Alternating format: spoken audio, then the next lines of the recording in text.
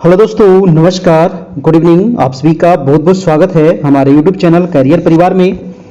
तो आज हम देखेंगे यूनिट नंबर 7 का पार्ट नंबर दोस्तों आपका यहाँ पर 6 होगा आज। इसके पहले इसमें 5 पार्ट आप लोग का करवा दिया गया था। आज होगा छठा नंबर पार्ट, जिसमें हम लोग देखेंगे समावेशी शिक्षा के बारे में और इससे संबंधित महत्वपूर्ण क्वेश्चन आंसर भी लास्ट में हम लोग लगाएंगे। ठीक है, तो चलिए शुरू करते हैं आज की क्लास। वेरी इंपॉर्टेंट ये आपका क्वेश्चन भी होगा यूनिट नंबर 7 से। ये पार्ट नंबर 6 है। इसके बाद एक यूनिट आपका और बचेगा, यूनिट नंबर 8, वो भी आपका बहुत जल्द आपका कंप्लीट हो जाएगा।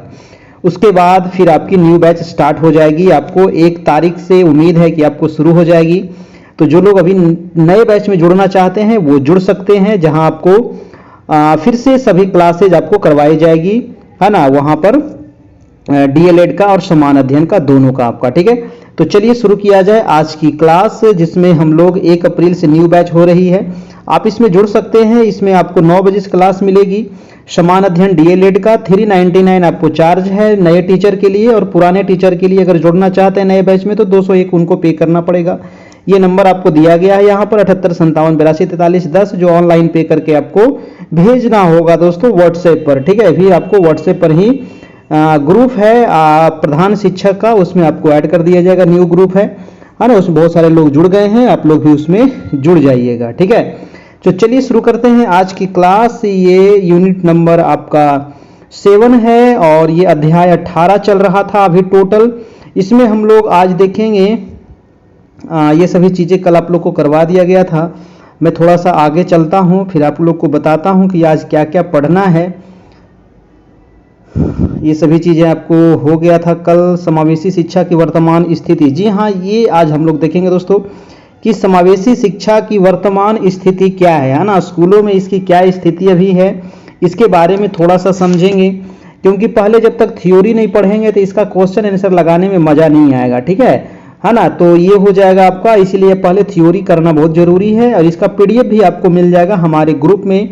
तो ग्रुप का नंबर है 7857824310।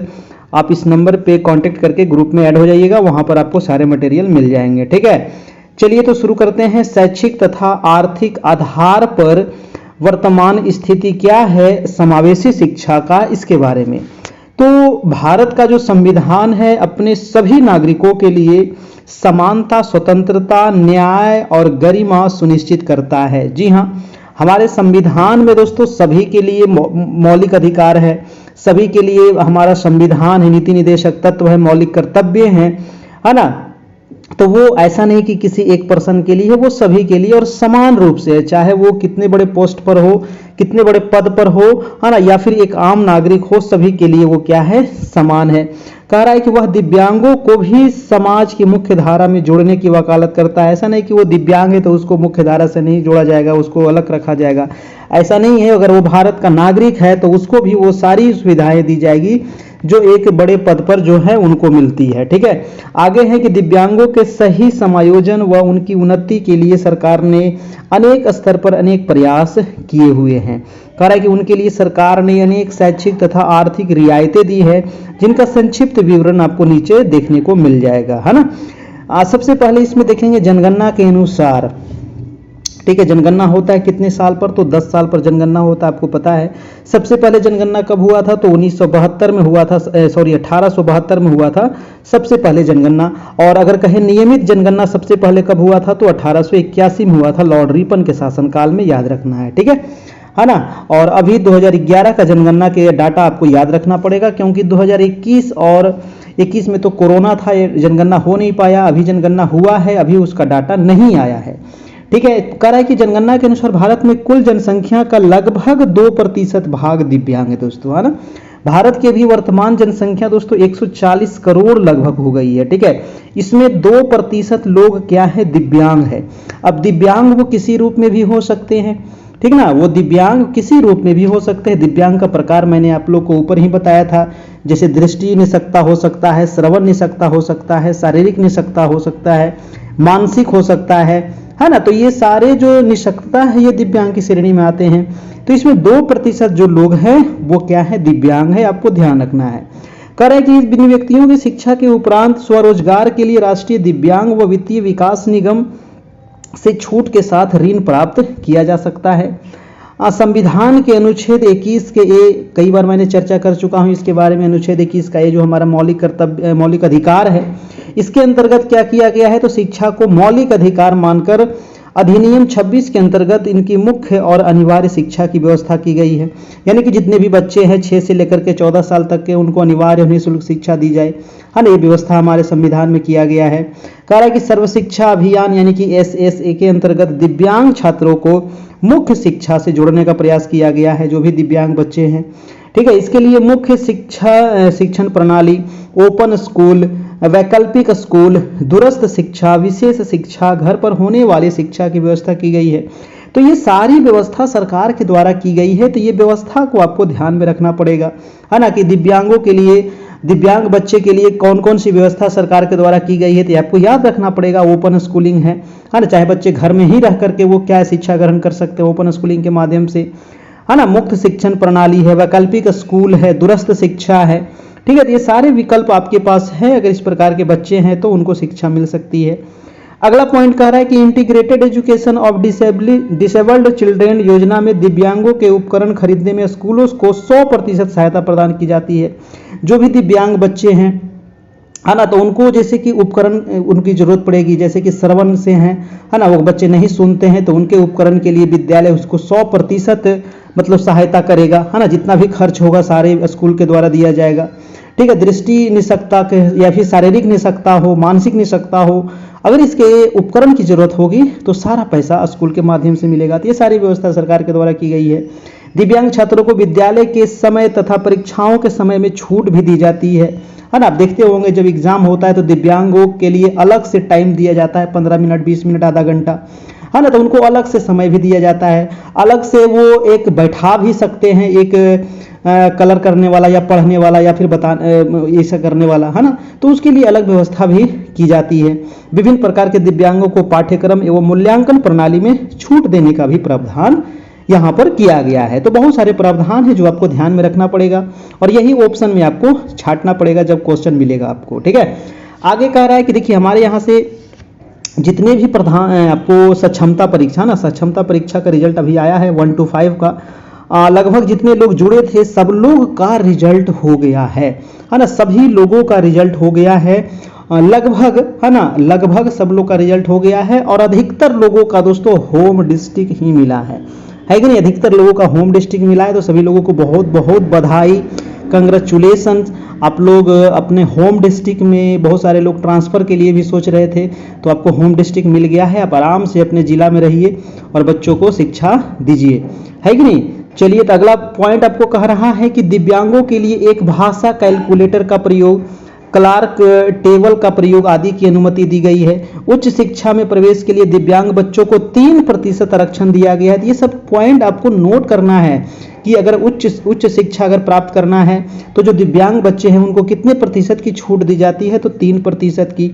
दिव्यांग बच्चों को विद्यालय लाने के लिए मुक्त परिवहन व्यवस्था का भी प्रावधान किया गया है ना। छात्रों के लिए विशेष अध्यापकों यानी कि स्पेशल टीचर्स की भी व्यवस्था की गई है जो दिव्यांग बच्चे हैं उनके लिए, है ना। ये अध्यापक छात्रों के सामाजिक, व्यक्तिगत, शारीरिक, संवेगात्मक विशेषताओं को ध्यान में रखकर शिक्षा देते हैं।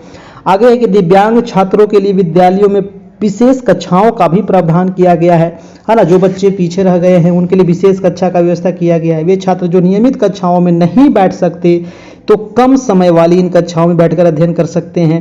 ठीक है, दिव्यांग छात्रों को अक्सर उपचार की आवश्यकता पड़ती है, तो उनकी शारीरिक अवस्था को देखते हुए उन्हें बार बार बाहर ले जाना संभव नहीं है। इसके लिए कई बार विद्यालय में ही उनके उपचार की भी सुविधा दी जाती है। तो ये सारे तमाम सुविधाएं दिव्यांग बच्चों के लिए यहाँ पर किया गया है। दिव्यांग छात्र जिनकी दिव्यांगता का प्रतिशत अधिक है उन्हें विद्यालय में अपने व्यक्तिगत कार्यों के लिए भी सहायता की आवश्यकता पड़ती है। विद्यालय में उनके लिए आय और नौकर की व्यवस्था भी की जाती है। तो ये सारी व्यवस्था आपको दिव्यांग बच्चों के लिए स्कूल में है ना। तो ये चीज़ आपको कुछ पॉइंट यहाँ से आपको याद रखना पड़ेगा। है ना, जैसे कि 100% यहाँ पर उपकरण खरीदने के लिए सहायता मिलता है, 3% आपको उच्च शिक्षा के लिए मिलता है, ठीक ना। तो ये कुछ कुछ पॉइंट है जो ध्यान रखना है। आगे है कि समावेशी शिक्षा की आखिर चुनौतियाँ क्या हैं, है ना। तो बहुत सारी चुनौतियाँ हैं समावेशी शिक्षा की भी, उसको भी हम यहाँ पर थोड़ा सा देख लेते हैं। कह रहा है कि विभिन्न योजनाओं के बाद भी कुछ चुनौतियों का सामना करना पड़ रहा है ना, बहुत सारी योजनाएं सरकार के द्वारा चलाई जा रही है, फिर भी दोस्तों समावेशी शिक्षा की चुनौती ही है, जैसे पढ़ाई में पिछड़ा होना। जी हाँ, बिहार को ले लीजिए, बिहार पढ़ाई में काफ़ी पीछे है, पूरे इंडिया में काफ़ी पीछे है। कक्षा में ध्यान न देना, बहुत सारे बच्चे कक्षा में ध्यान न देते हैं। तुरंत इनाम पाने की लालसा होना, है ना, असफलता से डरना, शरीर के अंगों के बीच सामंजस्य नहीं होना, आत्मविश्वास की कमी होना, स्वयं और दूसरों को हानि पहुंचाना। तो ये क्या है, समावेशी शिक्षा की चुनौतियां हैं। ये कुछ पॉइंट आपको याद रखना है, ध्यान रखना है ना, अगर ऑब्जेक्टिव में भी डाल सकता है। समावेशी शिक्षा बिहार के संदर्भ में अब देख लेते हैं कि आखिर इसका क्या बिहार में इसका चल रहा है अभी समावेशी शिक्षा के बारे में। तो कह रहा है कि सुप्रीम कोर्ट का निर्देश है कि प्रत्येक विद्यालय में विशेष शिक्षक का रखना अनिवार्य है। जी हाँ, ये किसका आदेश है, सुप्रीम कोर्ट का, है ना। सुप्रीम कोर्ट अनुच्छेद 124 में है, याद रखना है। और कह रहा है कि जबकि मानव संसाधन मंत्रालय ने राज्य को निर्देश दिया है कि शिक्षकों का विद्यालय में समायोजन किया जाए, बिहार में शिक्षा विभाग द्वारा समावेशी प्रभाग द्वारा हर प्रखंड में 2 या 3 शिक्षक रखकर कार्य कराया जा रहा है। बिहार के संदर्भ में समावेशी शिक्षा के निम्न बिंदु शामिल है। ये कुछ बिंदु पॉइंट आपको है, इसको आप देख लीजिए। कह रहा है कि बिहार में विभिन्न कोटि के अंतर्गत दिव्यांग बच्चों को समावेशी शिक्षा के माध्यम से शिक्षा देने के साथ साथ उन्हें सहायक उपकरण उपलब्ध कराकर समाज की मुख्य धारा से जोड़ हर क्षेत्र में उनकी सहभागिता सुनिश्चित करने का प्रयास किया जा रहा है। बच्चों को ऑनलाइन ऑफलाइन पढ़ाने की व्यवस्था की जा रही है। दुर्गावती, मोहनिया, रामपुर प्रखंड में संचालित कस्तूरबा गांधी विद्यालय में सामान्य बालिकाओं के साथ दिव्यांग बालिकाओं को पढ़ने की व्यवस्था की गई है ना। जो सामान्य बच्चे हैं उनके साथ दिव्यांग बच्चों को भी पढ़ाया जाए, ये व्यवस्था की गई है। वित्तीय वर्ष 19-20 में 369 बच्चों को जांच करने के लिए चिन्हित किया गया था, है ना। तो ये सारे तमाम चीजें हैं। आगे की बिहार शिक्षा परियोजना के तहत समग्र शिक्षा अभियान के समावेशी शिक्षण विभाग के अंतर्गत पुनर्वास विशेष प्रखंड साधन सेवी टीई व संसाधन शिक्षकों का 2 दिवसीय आवासीय प्रशिक्षण कार्यक्रम आयोजित किया जाए। वर्ष 2016 में एक्ट बनाया गया था जो दिव्यांग जन अधिकार अधिनियम के तहत दिव्यांग व्यक्ति के प्रशिक्षण से संबंधित है। और देखिए लास्ट में आज हम क्वेश्चन आंसर भी हम कोशिश करेंगे कि आज हम लगाएंगे, है ना, क्योंकि थ्योरी इसमें ज़्यादा अभी नहीं है ना। क्वेश्चन आंसर हम यहाँ पर लेकर के आएंगे, लास्ट में क्वेश्चन आंसर भी लगा लेंगे और ये थ्योरी आपको PDF आपको ग्रुप में मिल जाएगा। अगला पॉइंट यहाँ पर कह रहा है कि पूर्व में 16 प्रकार के दिव्यांग बच्चों की चर्चा की गई थी, इसके बारे में भी आप लोग को बताए थे।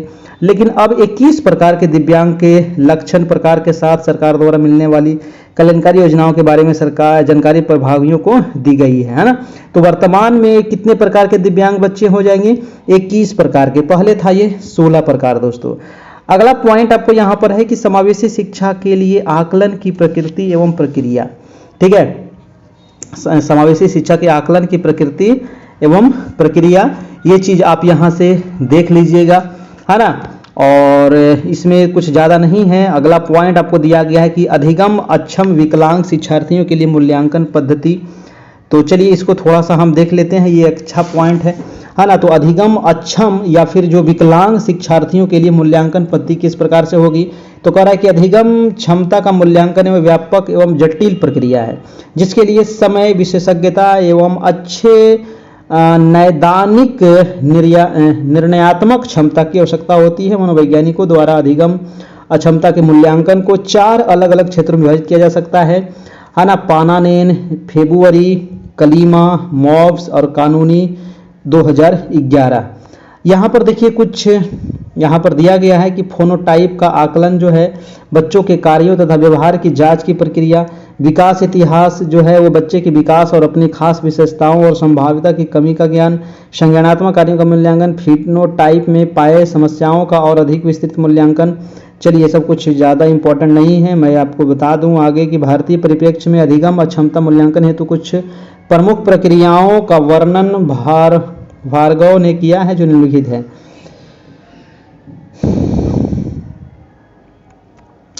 चलिए इसको भी मैं छोड़ता हूँ, मैं आगे चलता हूँ। मनोवैज्ञानिक दशा, शैक्षणिक उपलब्धि, ठीक है। थोड़ा सा इसमें टेस्ट लगाना बहुत ज़रूरी है। इसका जो ऑब्जेक्टिव है वो मैं आपको अभी करवा दूंगा, है ना। आप लोग पूरा देखिएगा, है ना।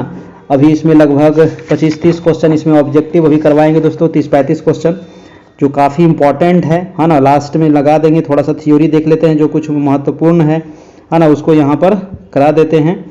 इसमें कुछ ज़्यादा इम्पोर्टेंट नहीं है। सहायक तकनीकों और अनुकूली रणनीतियों के उदाहरण, रिफ्रेश,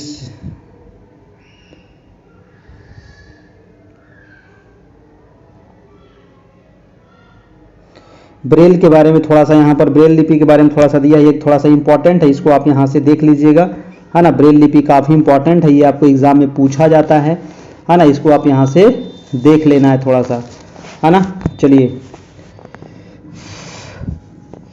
आज से गर्मी काफ़ी बढ़ गई है। प्रस्तुति भेद और समझ तकनीकों और अनुकूली रणनीतियों के उदाहरण, चलिए, स्क्रीन आवर्धक, वॉल्यूम नियंत्रक, ये कुछ उपकरण है दोस्तों जिसके बारे में आपको यहाँ पर दिया गया है ना। जो अक्षम बच्चे हैं उनके लिए कुछ उपकरण है, जैसे इनपुट, टाइपिंग, लेखन और क्लिकिंग, है ना। बहुत सारा चीज़ है, इसको आप यहाँ से पढ़ लीजिएगा। माउस से कीबोर्ड अनुकूलन ऑन स्क्रीन, है ना। बहुत सारा चीज़ें, वैकल्पिक कीबोर्ड और माउस। आगे यहाँ पर दिया गया है आपको आई ट्रैकिंग, कीबोर्ड अनुकूलन, माउस अनुकूलन, ऑन स्क्रीन कीबोर्ड, ठीक है। हम यहाँ पर थोड़ा सा टेस्ट लगा लेते हैं। कुछ अभ्यास प्रश्न है जो काफ़ी इम्पोर्टेंट है, ये करना बहुत ज़रूरी है ना। तो इसको लगा लीजिए फटाफट। चलिए, 30 से 35 क्वेश्चन है, इसको हम लगा लेते हैं फटाफट।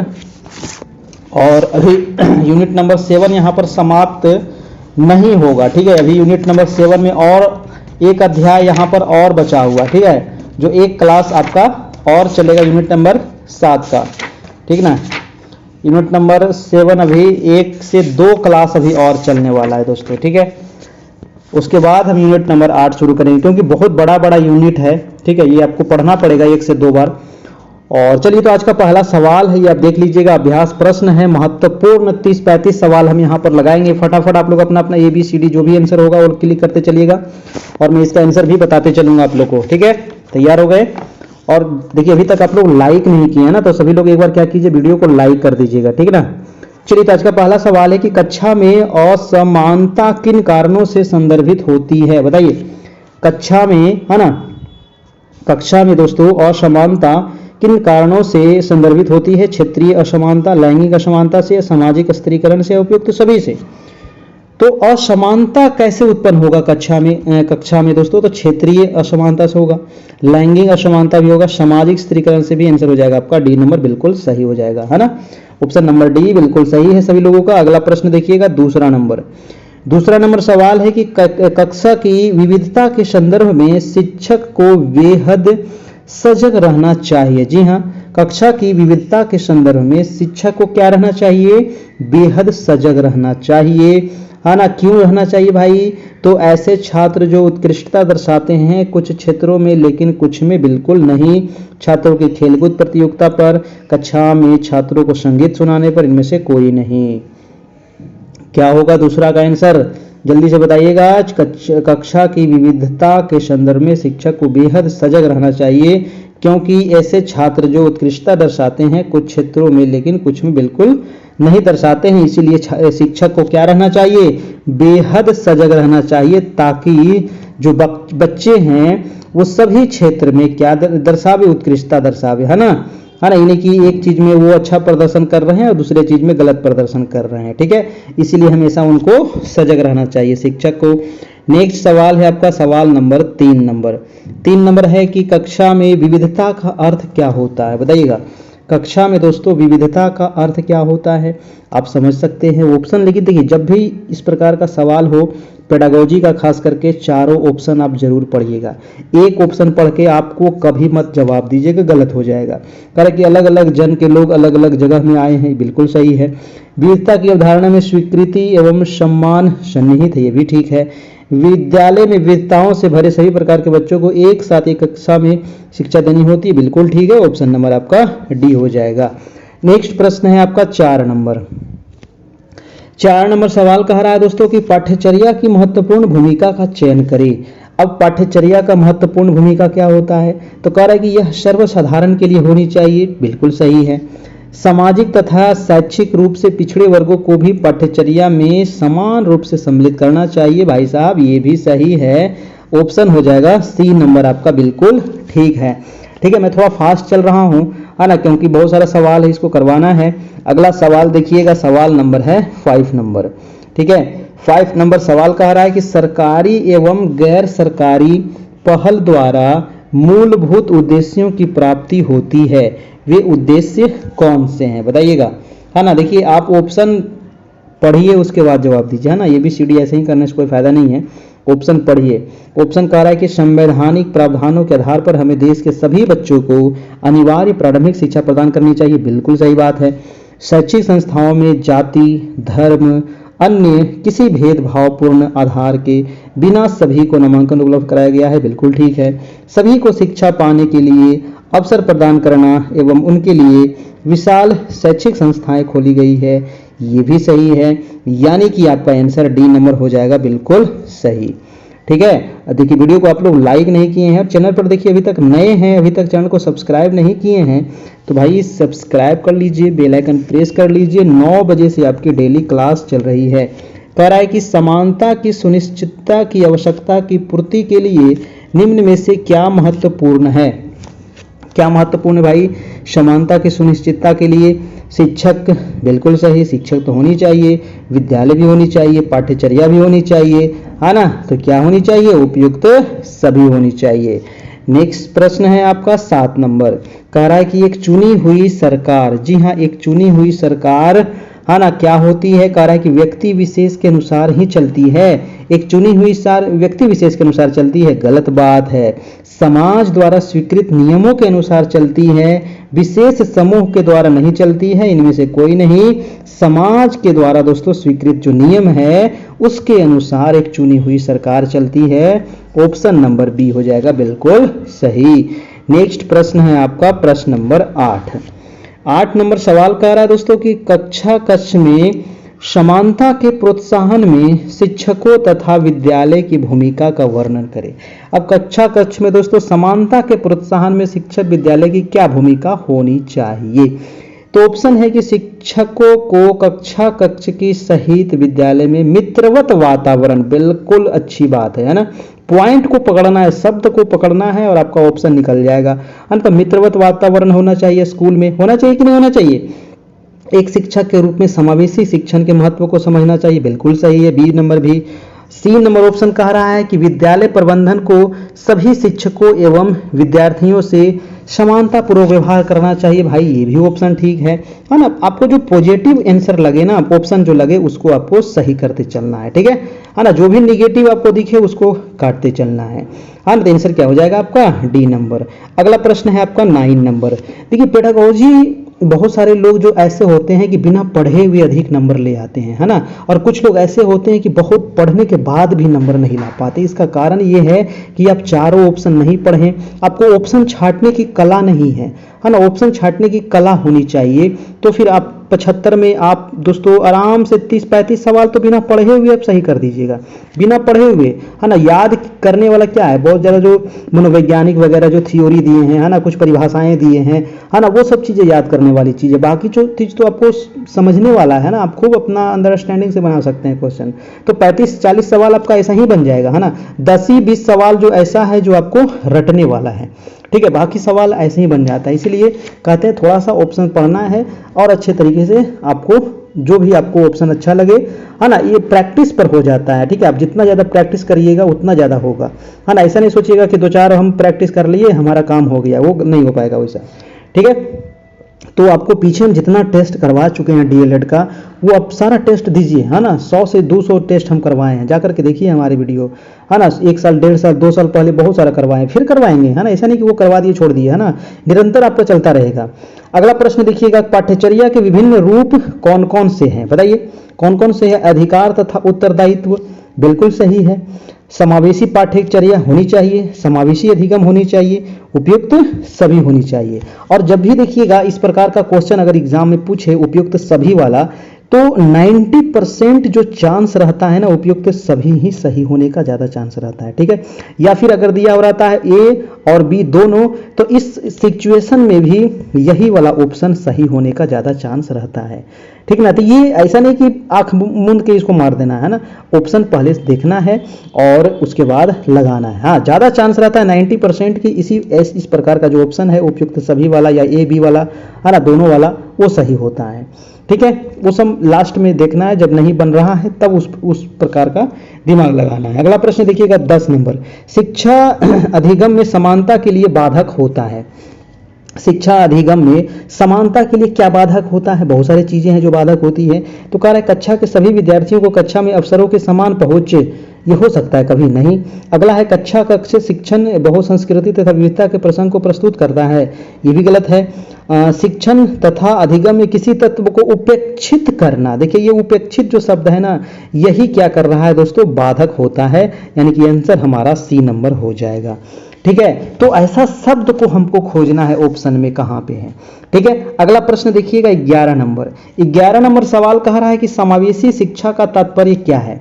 समावेशी शिक्षा का तात्पर्य है कि समाज के सभी वर्गों के बच्चों को मुख्य धारा में समाविष्ट कर इन्हें शिक्षा के समान अवसर उपलब्ध कराना, बिल्कुल सही। वर्तमान में समावेशी शिक्षा की परिकल्पना समस्त छात्रों के लिए व्यवहार में लाई जाती है, बिल्कुल सही है।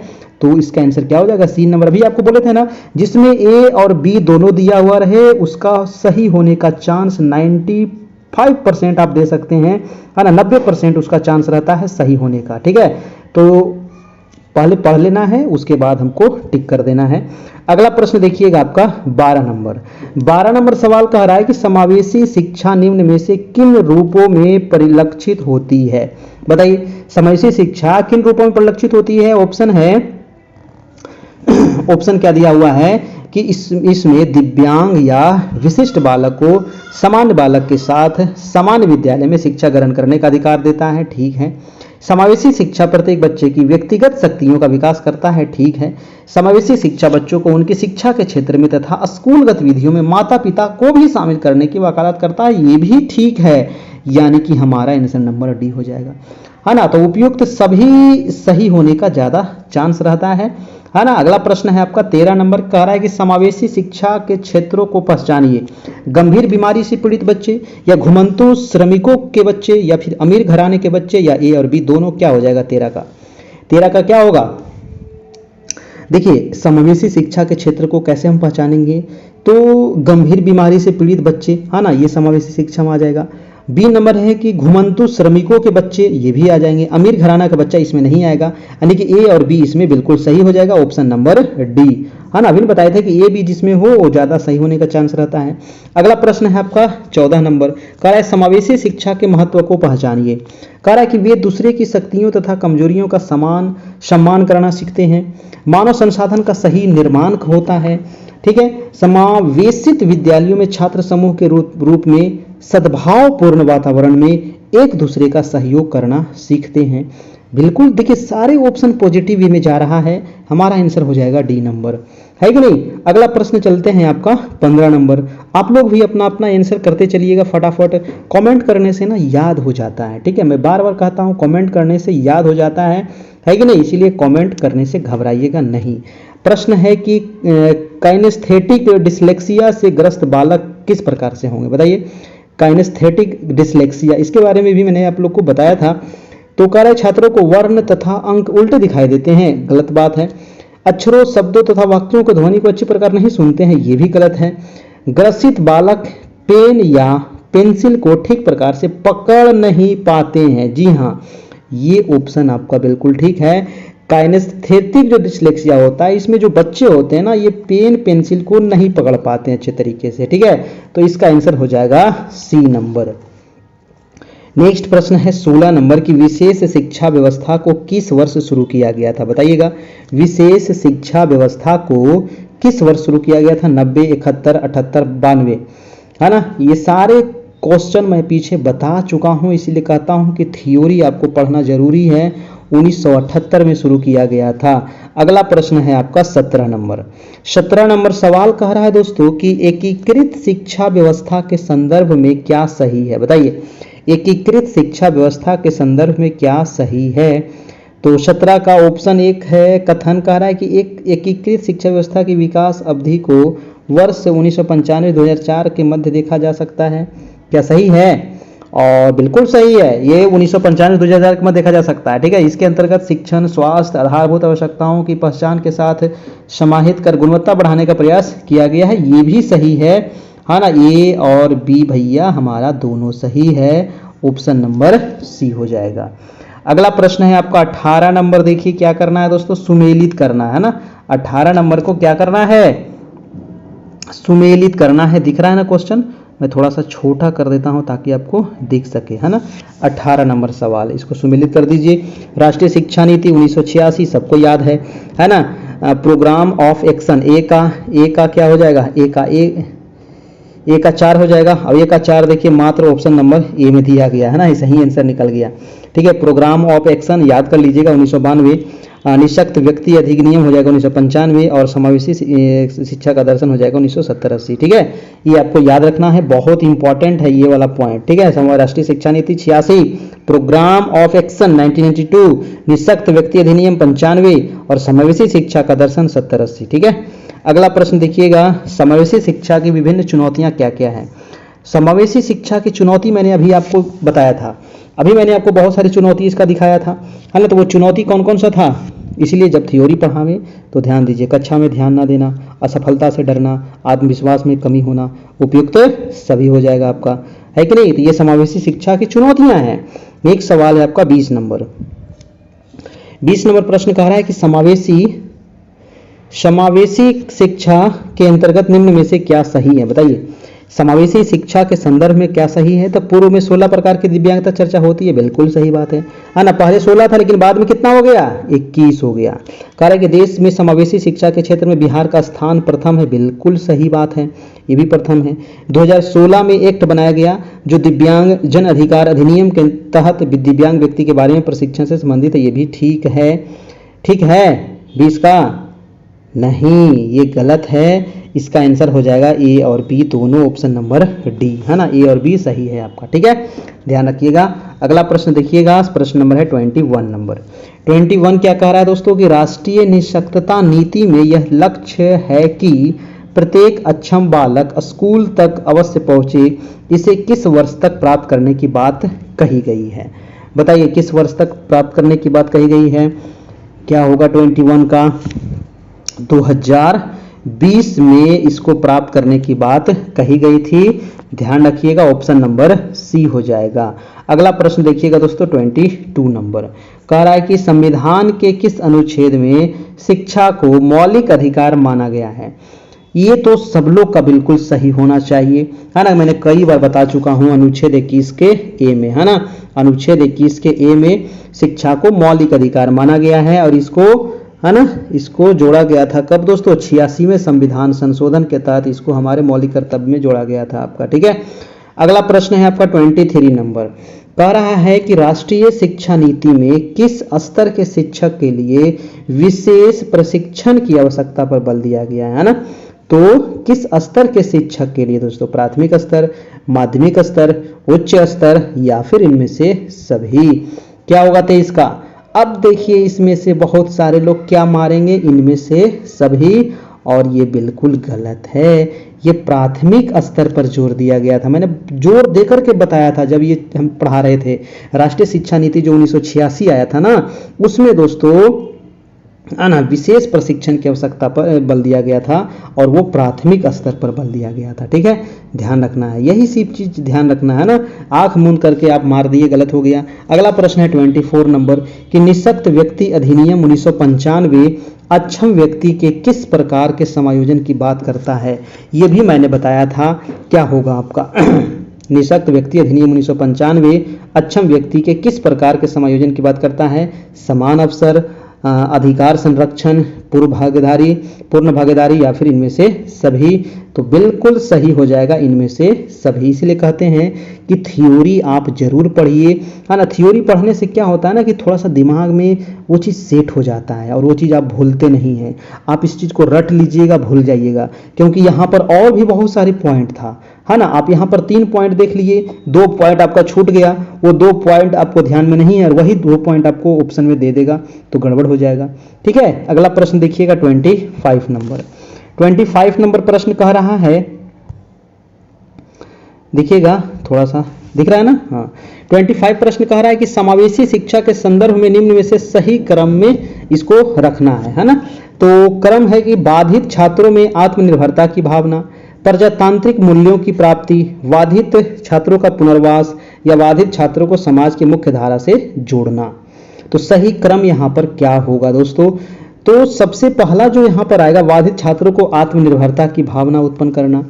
दूसरा जो पॉइंट आएगा कि बाधित छात्रों को समाज की मुख्य धारा से जोड़ना, 1 हो जाएगा, उसके बाद 4 आएगा, है ना। उसके बाद आएगा कि बाधित छात्रों का पुनर्वास, यानी कि 3 आ जाएगा। उसके बाद आएगा प्रजातांत्रिक मूल्यों की प्राप्ति, यानी कि 2 आ जाएगा। 1 4 3 2 ऑप्शन नंबर हो जाएगा 25 का ए हो जाएगा। ठीक है, 25 का ऑप्शन नंबर ए जिनका भी है वो बिल्कुल ठीक है। अगला प्रश्न देखिएगा आपको 26 नंबर। 26 नंबर सवाल कह रहा है कि समावेशी शिक्षा के संबंध में सही तथ्य यहाँ पर आपको छांटना है। समावेशी शिक्षा के बारे में समावेशी शिक्षा से ना आपको एग्जाम में 2 से 3 से 4 5 सवाल भी पूछ सकता है ना, लगभग 5 क्वेश्चन आपको समावेशी शिक्षा से एग्जाम में पूछ सकता है। 26 नंबर सवाल कह रहा है कि इसमें सभी बालक चाहे विशिष्ट हो चाहे सामान्य हो एक साथ पढ़ते हैं, बिल्कुल सही है कि नहीं। दिव्यांग बालक की व्यक्तिगत शक्तियों का विकास करती है, बिल्कुल ठीक है।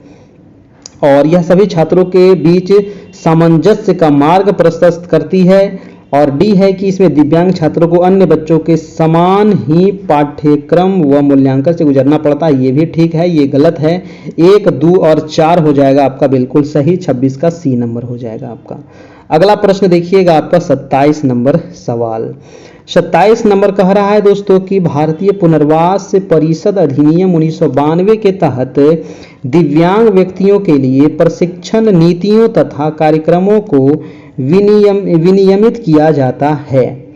और विनियमित किया जाता है तो एनसी वर्ष 2005 में शिक्षण की भूमिका में एक उत्प्रेरक बताया गया है या सर्व शिक्षा अभियान के तहत दिव्यांग व्यक्तियों की दूरस्थ शिक्षा तथा मुक्त शिक्षा आदि का प्रावधान है, बिल्कुल ठीक है। और इसमें है अगला पॉइंट, अब बताना है इसमें कौन से सही है दोस्तों। 1 2 और है इसमें नहीं, 2 ही पॉइंट तो है ना, 1 2 3 भी है। सर्व शिक्षा अभियान के तहत दिव्यांग व्यक्तियों की, ये 3 पॉइंट है, 3 में से कौन सा यहाँ पर सही है ये आपको यहाँ पर दर्शाना है। बताइए 27 में से कौन सा सही है ना, ये तीनों में से कौन सा सही हो जाएगा। तो 27 में से जो सही हो जाएगा दोस्तों वो हो जाएगा 1 और 2 और 3, तीनों सही है आपका, है ना, तीनों यहाँ पर सही हो जाएगा। अगला प्रश्न है आपका 28 नंबर। 28 नंबर सवाल देखिएगा, कह रहा है कि निम्नलिखित में से कौन सा प्रतिभाशाली बच्चों के संदर्भ में सही नहीं है। बताइए, सही नहीं पूछ रहा है प्रतिभाशाली बच्चों के संदर्भ में, है ना। कह रहा है कि विश्लेषणात्मक समझ, संश्लिष्ट अंतर्दृष्टि या सृजनात्मक पुनर्प्रस्तुति या दक्षताओं का व्यवहारिक अनुप्रयोग। क्या होगा दोस्तों, क्या होगा यहाँ पर, है ना। 28 का प्रतिभाशाली बच्चों के संदर्भ में कौन सा सही नहीं है, तो 28 का देखिए सृजनात्मक पुनर्प्रस्तुति जो है ना ये बिल्कुल गलत है, बाकी तीनों आपका सही है। सी नंबर आपका आंसर हो जाएगा 28 का। 29 नंबर सवाल कह रहा है कि एक समस्यात्मक बालक कौन है। बताइए, एक समस्यात्मक बालक वह है जिसके पास कोई अनसुलझी समस्या हो या जिसकी कमजोर अनुवांशिक हो। नहीं, एक समस्यात्मक बालक इसको हम नहीं कहेंगे। अगला है कि जिसका गृह वातावरण कमजोर हो, इसको भी हम समस्यात्मक बालक नहीं कहेंगे। जिसके अभिभावक अति संरचनात्मक हो, इसको भी नहीं कहेंगे। ऑप्शन नंबर ए हो जाएगा। जिसके पास कोई अनसुलझी समस्या हो उसको हम समस्यात्मक बालक कहेंगे। नेक्स्ट है आपका 30 नंबर सवाल, कह रहा है कि सामान्य बच्चों के साथ पढ़ने वाले निःशक्त बच्चों का ऐसा न्यूनतम प्रतिबंधित पर्यावरण संबंधी कार्यक्रम जिसे विशेषज्ञ अध्यापक द्वारा सहयोग दिया जाता है। तो इसमें क्या होगा, सामान्य बच्चों के साथ पढ़ने वाले निःशक्त बच्चों का ऐसा न्यूनतम प्रतिबंधित पर्यावरण संबंधी कार्यक्रम जिसे विशेषज्ञ अध्यापक द्वारा सहयोग दिया जाता है ना। तो वो कौन से कार्यक्रम है, विशेष विद्यालय कार्यक्रम, एकीकृत शिक्षा कार्यक्रम, समावेशी शिक्षा कार्यक्रम, इनमें से कोई नहीं। 30 का हो जाएगा एकीकृत शिक्षा कार्यक्रम। ठीक है, एकीकृत शिक्षा कार्यक्रम। अगला प्रश्न है आपका 31 नंबर, कह रहा है कि निम्नलिखित में से क्या समावेशी शिक्षा का तत्व नहीं है। देखिए वीडियो को आप लोग लाइक नहीं किए हैं तो लाइक सभी लोग एक बार थोड़ा सा कर दीजिएगा, चैनल पर नए होंगे तो सब्सक्राइब कर लीजिएगा, अपने जितने भी मित्र हैं आपके उसको थोड़ा सा एक बार शेयर कर दीजिएगा, ठीक है ना। यही सबसे बड़ी चीज़ है, आप लोग शेयर कर दीजिएगा अपने दोस्तों को, है ना, वीडियो को शेयर कर देना है। प्रश्न कह रहा है कि निम्नलिखित में से क्या समावेशी शिक्षा का तत्व नहीं है। तो विविधता के प्रति सम्मान, तो विविधता के प्रति सम्मान तो है दोस्तों, है ना, ये तो नहीं होगा, है ना, ये तो है। अगला है शून्य अस्वीकृति, ये भी है। सहयोग, ये भी है। नहीं पूछ रहा था तो विशेष वर्ग स्थापना, ये इसका तत्व नहीं है। 31 का आंसर हो जाएगा डी नंबर। अगला प्रश्न है 32 नंबर और आज का लास्ट प्रश्न है कि राष्ट्रीय शिक्षा नीति 1986 एक्शन प्रोग्राम की समीक्षा की गई थी, है ना। तो किस कमेटी के द्वारा इसकी समीक्षा की गई थी दोस्तों, राष्ट्रीय शिक्षा नीति 1986 की। तो शिक्षकों के लिए राष्ट्रीय आयोग के द्वारा, या यशपाल कमेटी द्वारा, रामामूर्ति कमेटी द्वारा, या हंसा मेहता कमेटी द्वारा। क्या होगा 32 का, क्या होगा। तो राष्ट्रीय शिक्षा नीति जो 1986 है, एक्शन प्रोग्राम की समीक्षा जो की गई थी, ये Ramamurthy committee, very very important सवाल है, याद रखिएगा, है ना। ऑप्शन नंबर सी हो जाएगा।